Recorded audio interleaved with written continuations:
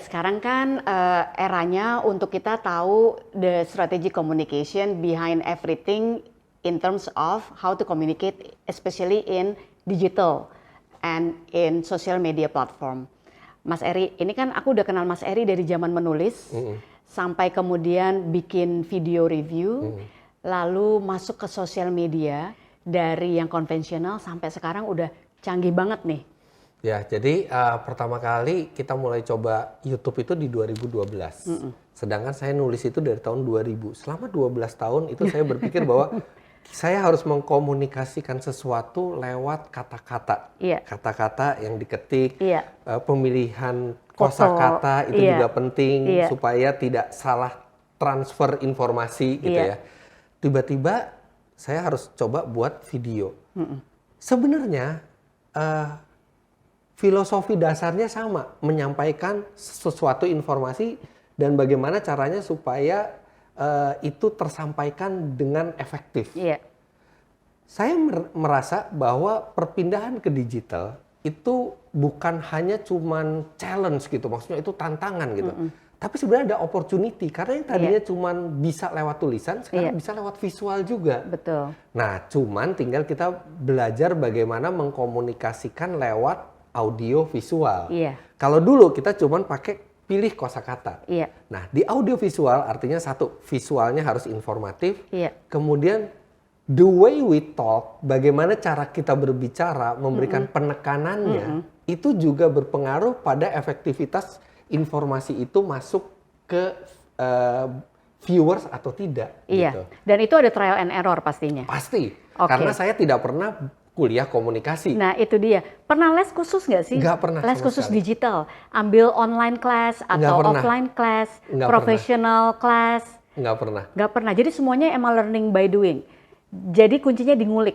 Jadi kuncinya itu adalah di ngulik dan ketika video itu selesai, saya nggak langsung tayang, saya tonton dulu dan saya ceritanya orang awam. Kok masih nggak nangkep ya informasinya kalau kayak gini, salah di mananya ya gitu ya. Jadi cari-cari sendiri. Nanti kemudian retake lagi dan segala macam gitu ya.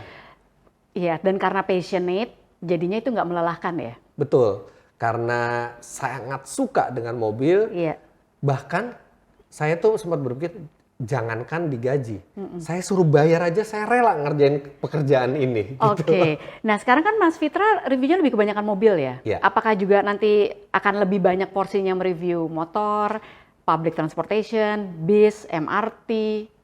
Pesawat kan udah, saya udah tahu tuh. Fokus tuh tetap mobil ya, karena mobil itu yang memang saya dalami dari dulu dan itu yang saya suka. Yang lain-lain itu occasionally aja. Kalau misalnya memang kebetulan diminta lagi diundang, kebetulan naik pesawatnya bagus juga gitu review. Tapi saya tahu kalau saya nge-review motor, nge-review pesawat, pasti tidak akan sedalam orang yang memang di bidang itu. Jadi itu cuma sekali-sekali aja. Oke. Dan itu semua juga harus pakai riset ya. Yang intinya gini, kalau nge-review Mas Eri pokoknya nggak sembarangan aja, Mas Fitra ini nggak sembarangan aja. Yang nggak dilihat orang adalah sebelum kamera itu on, itu saya belajar dulu di sini dulu semuanya. Timnya juga ikutan nih, timnya semuanya harus ngerti juga dong otomotif. Sama lah, orang ketika ingin mengkomunikasikan sesuatu, dia harus mengerti betul apa yang mau dikomunikasikan. Betul. Dia bukan hanya mengetahui cara berkomunikasi, itu adalah nomor 2. Yang pertama adalah harus mengerti betul apa yang mau dikomunikasikan. Kita mau mengkomunikasikan gelas ini, kita tahu cara komunikasi yang baik, tapi nggak akan tersampaikan dengan baik kalau kita nggak ngerti tentang gelas ini seluk-beluknya seperti apa dulu. Gitu. Mas Fitra tuh mainan TikTok nggak sih? Sekarang baru berapa bulan ya Bel ya? Belum ada setengah tahun? Baru 2 bulanan lah, 2 bulanan coba main TikTok. Oke, jadi kalau bicara mengenai strategi komunikasi lagi ya, Mas Fitra itu gimana membalance antara mana yang masuk YouTube, mana yang masuk Instagram, mana yang nanti di TikTokin gitu? Itu juga saya trial and error, terutama untuk di TikTok. Karena kalau di YouTube kita udah jelas, kita review mobil di situ ya, dan hal-hal yang edukatif, yang serius itu kita bisa masukkan ke YouTube. Begitu di TikTok beda nih. Saya bikin beberapa konten ya untuk cek ombak lah gitu.